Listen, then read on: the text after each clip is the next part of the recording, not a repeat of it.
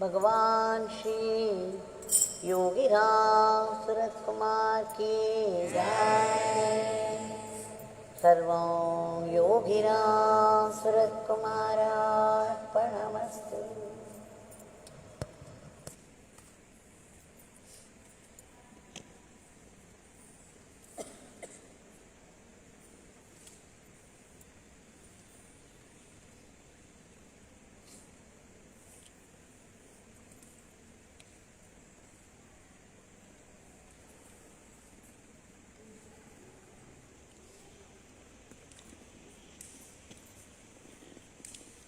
Once again, we have been blessed by Bhagwan for gathering here to be able to sing His name in His powerful shrine. Bhagwan has come into everybody's household, and all of us have sung together. It is no small grace.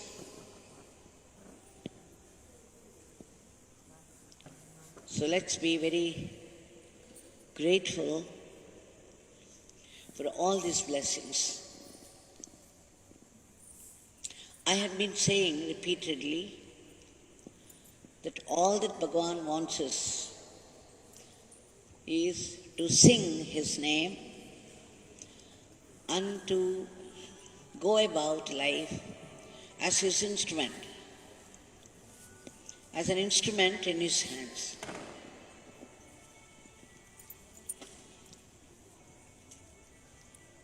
Now somebody asked me, what is it to be an instrument? We don't quite understand what it is. You keep telling us every day that we should be instruments only in His hands.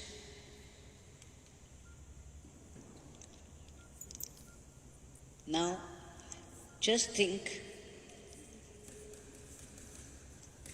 there's a very simple logic. You don't have to go into self-inquiry or something. A very simple logic. You know that you have not created your body. You have nothing to do with this body, and still you claim this to be your body. Nor have you put life in this. And you say it's my breath, my life.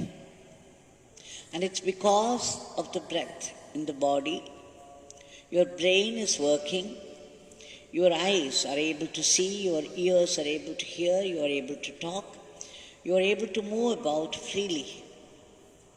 You are able to plan your life and execute. All this happens without your having anything to do with it. You say, my life, my breath, my body, my relatives, my family. Okay, the simple logic is, what have we done to own up this body? What have we done to own up this life, this breath? I have not created this body, nor have I put life in this. So who has done it? We are forced to acknowledge the presence of a superpower which has created this sophisticated body. Just think of your body. Every part of it is a wonder. How beautifully structured it is, how usefully structured it is, how sophisticatedly structured. We cannot create a synthetic hair. It's very difficult. Now God has created a superpower. The supreme power has so beautifully designed your body. Not any part of the body works without, any part of the body can work, do its function without this life breath. Your eyes are designed to see and see how it functions so beautifully. Can you create a synthetic eye? And how much time would it consume? How much study it would take? And how carefully you have to do it? Just imagine.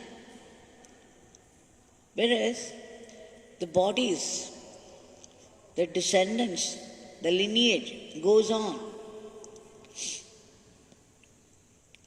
So naturally, so smoothly. So when you think of all these things, you know that there is a superpower, a supreme power within us which must be regulating this breath. You don't sit in one place and say, I want to breathe now, and then you go breathe in and breathe out. In fact, the breathing takes place without your being aware of it. So now, some intelligence is inside, the supreme intelligence, which has put the breath in the first place, is also sustaining it. Now we are only instruments being activated by this divine power inside. The supreme power is right inside you. Now the place of this is called by Raman Maharishi the spiritual heart. Papa Ramdas, Yogi Ramsuratkumar, they called it Atmaram. Raman Maharishi called it the self, the spiritual heart. Now there resides this Paramatman who sees to it that the breath that goes out comes back inside, so that you go about your life uninterruptedly. If any one part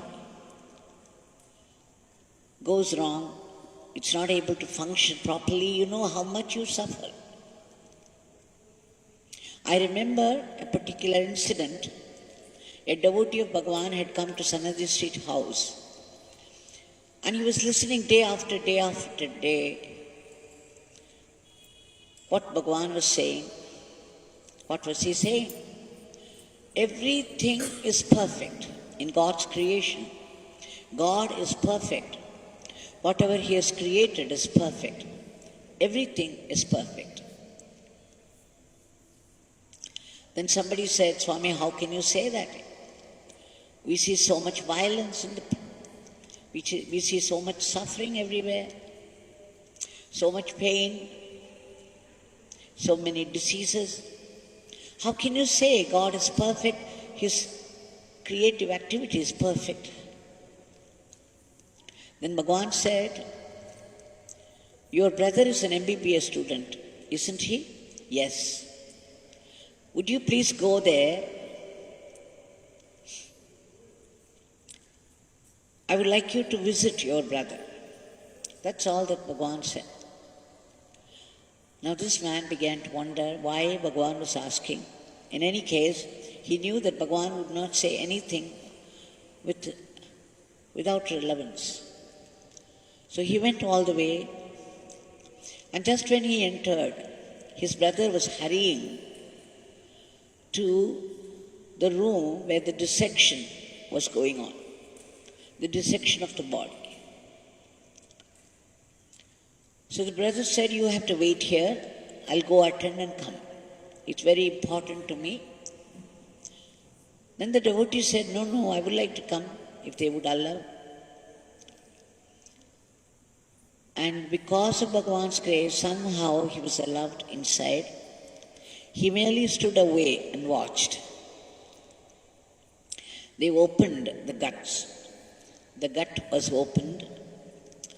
One could see the intestines, the big intestines and the small intestines, and all those parts that have been placed inside. And it looked so congested. How could in such a small place so many parts have been placed, and what's more, they are functioning well. Your kidneys are functioning, you are able to pass urine, and all that is unwanted in the body goes away, and the motion, and your stomach is functioning, your liver is functioning, everything, so crowded, the whole place. So this devotee came near his brother and said, look, why should God structure it in such a way that it's so congested? I mean, he could have kept this part here, that part there. His brother laughed and said, if you only move any part of it just 1 millimeter away, 2 millimeters away, there will be terrible pain in the body and the part would not function. You would be rushed into a hospital. Everything is perfect as it is. Exactly the sentence that Swami spoke. And then it was a blow to this devotee. Instantly he knew why Bhagwan had sent him here. Why Bhagwan made him attend this class, observe everything, and from the mouth of his own brother, the fact came that everything is perfect as it is, and if he should move any part of it even 1 millimeter away, we are bound to get into trouble. So you see, everything is in such perfect order and harmony. Everything is linked to each other in the whole cosmos. Just imagine the infinite cosmos with its infinite details, and some supreme power has not only created it so intelligently, it is sustaining it. It's sustaining the harmony and order of the universe. Now that power is right within us, not only within us, within you and me. It's within an ant, it's within a worm, it's within the trees and plants, it's within the air, the fire, it's within the ocean, it's within the mountain. Everything that you see in the whole cosmos. It is this supreme power, its manifestation of this power, and this very manifestation centers around this power inside. The eye, the ant feels, oh, I have to go there, the sweet is there, I have to go there and collect my food. This I and mine of the ant. And you say, I feel so hungry, I have to go to the dining hall and eat my food. Your I and mine, the I and mine of it, the sunlight, it's food. So this I and mine are the same in every creature. Now this I and mine are also activated by the supreme power. So by the simple logic, you see that what you call my body, my life, is truly an instrument activated by this supreme power right from inside, right within you. Your every breath is rooted in this. Now this power is activating your breath, sustaining it, activating it, so that you go about your life planning and executing, acting out, all the time saying that I am thinking, I am doing, I am talking. But you know very well, if the breath is not there, you cannot think, you cannot talk, you cannot do anything. Now that breath, you are not even aware you are breathing. So who is doing it? So by this very simple logic you understand that this is a machine being activated by the divine inside, and it's because of the presence of the divine you are conscious at all. Your consciousness, where do you get it from? The supreme consciousness, which has created the whole cosmos out of consciousness. Consciousness is the building material of the whole cosmos. Even the stone has been made stone by this consciousness. So the stone has consciousness. The ant has consciousness. The tree has consciousness. Whatever you think is inert is not inert. It has consciousness inside, and its very life centers around this consciousness. This supreme consciousness is what we call God, and you can name it according to your preferences. I call the supreme power Yogi Ramsuratkumar. Yogi Ramsuratkumar himself called it Ram. Raman Maharishi called it the Self. Ramakrishna Paramahamsa called it the Divine Mother.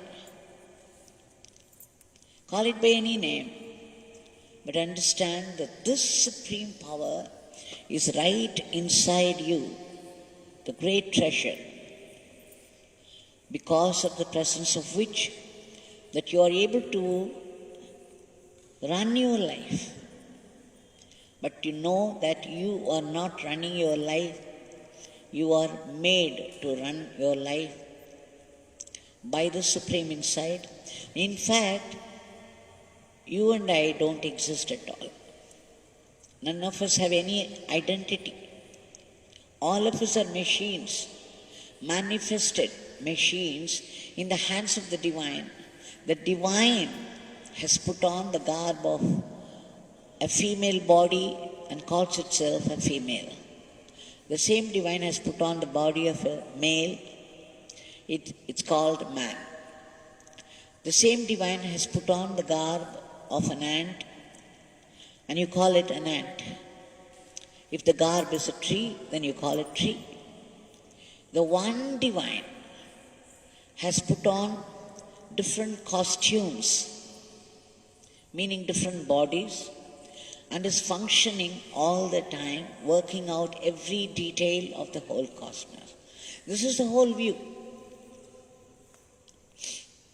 If we remember this, you will know that you don't exist as a separate entity, only as a machine in the hands of this operator, the divine operator. So the minute you think that I have no individuality, I cannot do anything, I cannot even breathe consciously, I do not know what's going to happen the next minute. I have no knowledge of the future. I have no knowledge of what is behind me. I can only see what is in the front. My vision is limited. My consciousness is limited. Why is that when the Supreme is right inside you, your consciousness should be limited? The Supreme Consciousness is the limitless consciousness, that's what you call God. When God is right inside us, why is that I am not aware of my future? Why is that I cannot see what is behind me? Why is that my brain is so limited, my consciousness is so limited? Because the same divine has put this ego, the feeling that you are the body, that I am the body.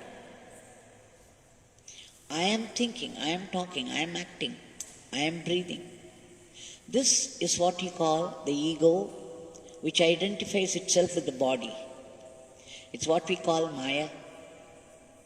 So the same divine has put this Maya, this ego, and the pure, infinite, intelligent consciousness. When it filters through this Maya, it becomes your limited consciousness. So everything centers around the divine consciousness within. So Vaikuntha is right inside you. Kailash is right inside you. Everything is contained in the Supreme inside us. An ant carries the whole cosmos within it. Why? It carries the Supreme God inside. A tree carries the whole cosmos inside. Why? Because the whole cosmos is situated in the Supreme inside. So this is the idea behind, by a simple logic, especially for people who do clinical analysis of everything. Please know there's a very simple logic behind all this. So you know that you can only be an instrument in the hands of the Divine. The Divine is activating your breath. The Divine is activating your brain. The Divine is playing your role. The Divine is playing the other roles as well. The same Divine. When it plays your role, it acts as you. When it plays the role of your husband, it acts as your husband. When it plays the role of your child, it becomes your child. So you see, all of us, without exception, can only be instruments in the hands of the Divine. So if we are aware of this, that I am an instrument in the hands of my Divine, whom I call Yogi Ramsuratkumar. So I keep praying every day. All of us are praying to Bhagwan. Bhagwan, please make us. We should be only instruments in your hands. What do I mean? I don't want to be an instrument in the hands of Maya, to get lost in the world. So it's better to be aware that you are an instrument in the hands of the Divine, and this awareness must be kept up all through the day. So you have to pray. The ego self has to keep on praying to the real self, the true Divine, for this Maya to go away. And what is the best way to do it? Since we are used to only names and forms right from our birth, we are introduced to this world, and then the mother says, look, pointing to herself, I am your mother, this is your father, this is your brother. She points to a form and calls them by names, and then so you get introduced to the names and forms. And it's very difficult to worship the formless, the nameless, Supreme Divine inside. So we give a name to it, we worship a form. The Guru, the Divine Guru, has become one with the universal being, is truly our God. So we start worshipping Him, worshipping the form of the Guru, chanting His name, and feeling as His instrument, or wanting to be an instrument in His hands. Because then the Divine would take over and not the Maya. So that is why every day we pray to Bhagwan, Bhagwan, please give us constant remembrance of your name.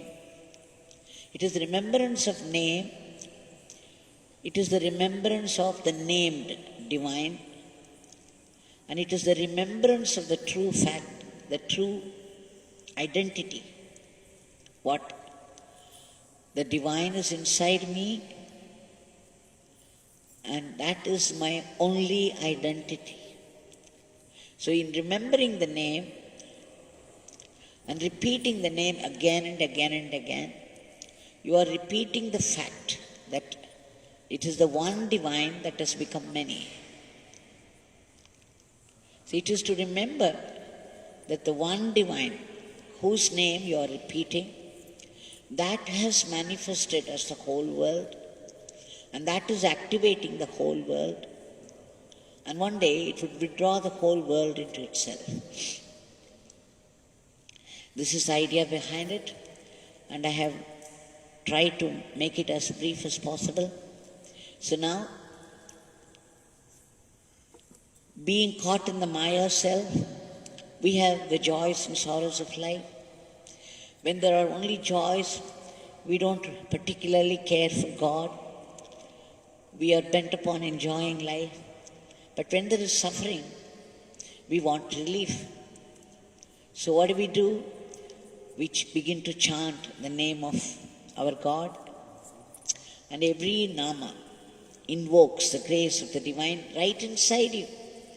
That divine is closer to you than your own breath. It is the grace from the divine within you that comes up and acts. So we saw this morning some incidents where how this grace came to the rescue. For example, there was this Murugaiyyan from Chennai. When he had come to Tiruvannamalai, he was under great pressure of debts. So many, it was pressing upon him. The burden was too much. He was unable to do anything about it. And then he was crying. And there was somebody sitting there, another devotee, who said, "Look, you have come to Bhagwan. Now make a list of your debts. Keep it at his feet. And then chant his name and pray. Bhagwan will see to the rest." And true to that, very soon, something came up and he got some money. And within 3 months, every debt was paid back. See, this is the way the grace works. You have to invoke it because you are caught in the Maya self. And so you feel very limited. And because you feel very limited, you are limited. You don't have the power to bring your own relief. So you seek the grace of the divine by chanting his name, by repeating the prayer. And we saw this morning how Lakshminarayanan of Erode, when he came to see Bhagwan the first time with Devraj, the then station master, a relative of his. And when they went inside Sannidhi Street house and sat before Bhagwan, he was totally unimpressed. Lakshminarayanan was shocked when he saw Bhagwan smoking. He was so much used to the discipline of Paramacharya. And here is somebody who calls himself a Mahatma and is smoking, not even bathing, putting on dirty clothes. So he didn't think much of it, he was not drawn to him. And what was more, when they came out, the group came out, they had left their chappals outside when they went inside. When they came out, one pair was missing. Again, it added to the impression. What can this man do? He cannot protect one pair of chappals outside. He calls himself a Mahatma. But Devraj, who was the station master here in Tiruvannamalai at that time, he knew. He said, no, don't judge things according to your little brain. Whatever happens here around him is pure grace, is a blessing. There must be something to it. Probably a certain block has been removed and something good will happen to you. Now the pair of chappals that was lost belonged to one LIC development officer from Madurai. Soon after he went back. For so long, for so many years, his promotion was held up. And now as soon as he returned to Madurai, he got his promotion. Whatever was blocking the promotion was removed and he got his easily. So you see the way the grace works. Caught in the Maya self, we feel so limited and helpless. So we worship the powerful, all-pervasive, all-knowing, the divine, to come to our rescue and to get things done by. So we have been seeing so many incidents, one after the other.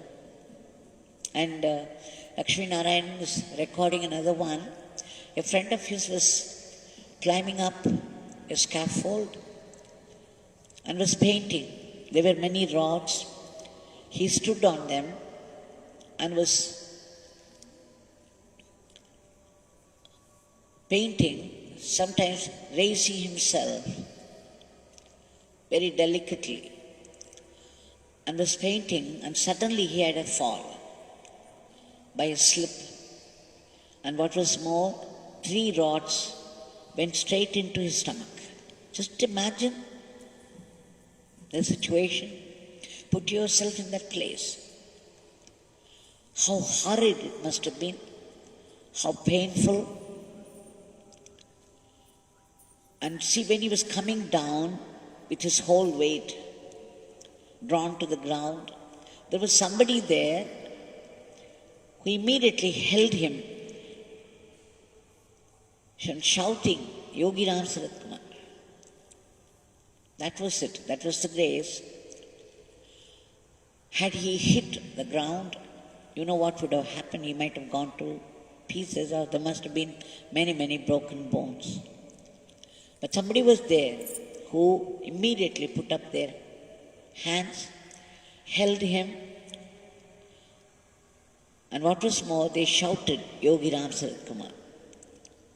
The divine was already called in. And then, of course, he was admitted in the hospital. Within 3 months, he went through the necessary operations and he was back on his feet. All by the divine grace, all by the divine name. The divine steps in when you call out and renders help the way it should be done. You and I wouldn't know it, wouldn't be able to do a thing about it. And that divine is right inside us. And then there was another incident again. You just see how things happen. His daughter, after very careful preparation of a record notebook, after many drawings signed by her teachers, was carrying it in a bus. She had to stand and she was carrying it, and somebody who was sitting there said, look, it's so crowded, you can hand it over to me. When you get down, I'll give it back to you. It was reason enough, so she gave it to him. But just before she got down, she forgot all about it. The man also forgot. So the record stayed. And what was more, as soon as she got down, the bus started. It was moving fast. And suddenly she realized she was without the record notebook. The examination was just 1 week away. There was no way she could prepare a new notebook with all those new drawings to be signed by her teachers. Impossible. What would she do? Immediately she rang up to her father. All of them were chanting, and she started to chant Bhagwan's Nama. And father immediately came on his bike. He went after the bus. He was about to catch the bus, and suddenly there was a little gap, and some celebration was going on in a temple nearby. And now the whole crowd entered the gap between the bus and the bike. Just see how the blocks are put there. It is fate. This is what we call fate. Some past karma will start to pay back. And then there will be block after block after block. So he lost sight of the bus again. But finally, after some struggle, he managed to reach the place when the bus was about to take off. He rushed inside and asked the conductor and the driver. They said, no, we do not know anything about it. We have no idea. He was chanting, Yogi Ramsuratkumar, please help, Yogi Ramsuratkumar, Yogi Ramsuratkumar. And suddenly a cleaner, the cleaner of the bus, turned up there And he was asking, what is it? The record notebook? He said, no, I have no idea either, but I can search for it. And you know what he did? He went straight to the panel before the driver and opened it. And there the notebook was. How did this happen? A specific directive from a cleaner who said he didn't know anything about it. He was directed by an unknown force to the spot where the notebook was. This is grace. This is the way the grace works. You have to invoke it by chanting the name, by calling out. The name is so handy. You get immediate help, guidance and protection. There are other incidents, but there is no time. Enough to say how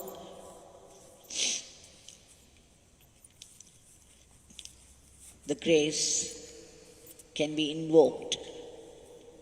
Otherwise, Bhagwan had often said, where there is faith, there is no fate.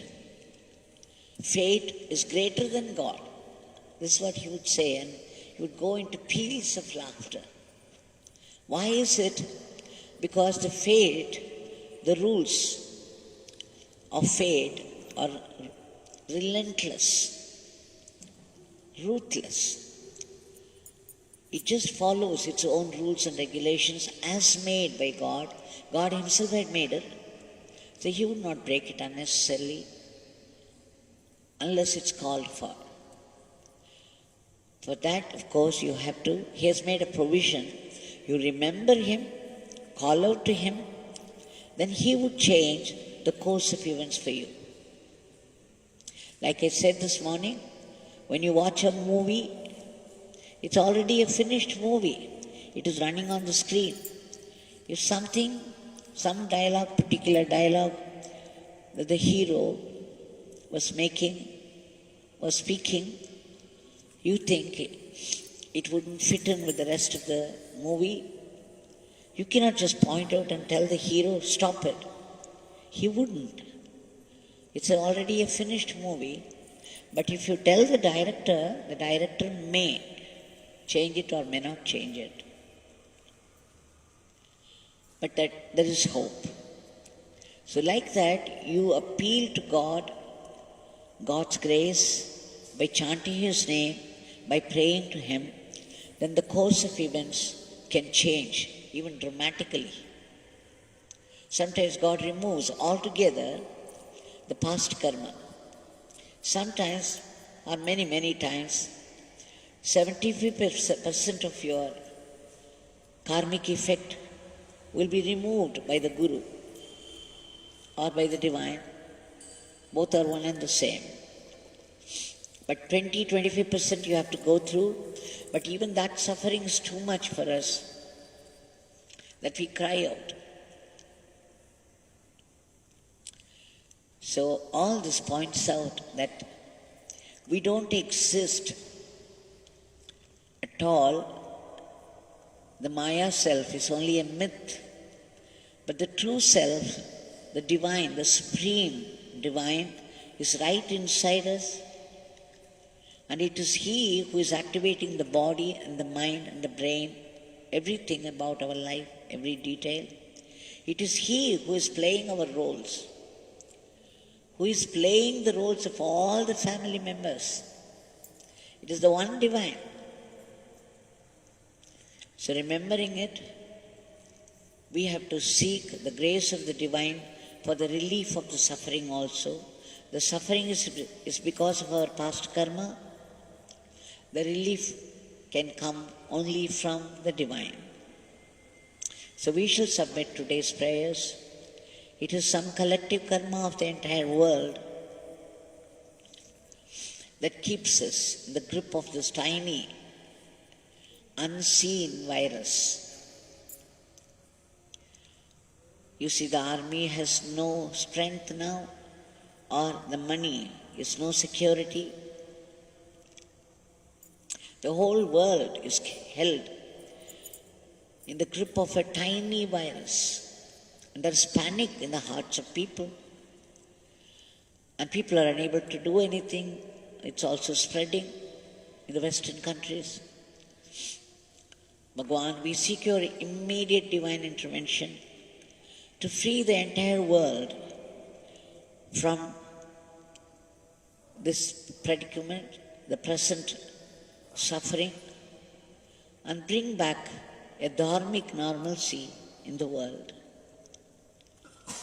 Kindly uproot the fear from the hearts of people, arrest the spread of the disease, enter the vaccine so that it would work, kill the virus in entirety. And all those great people, the selfless laborers who are fighting the disease against all odds, please give them protection. And Bhagwan, the economy needs a boost very badly. Only you can give it. And above all, constant remembrance of your name, constant awareness that we are only instruments in your hands. We don't want to be instruments in the hands of Maya. We don't want to be an instrument of our own ego. We want to be the instrument in the hands of our Guru, the Divine Guru. So we pray to you again and again for the fulfillment of this prayer. Jai Yogi Ramsuratkumar.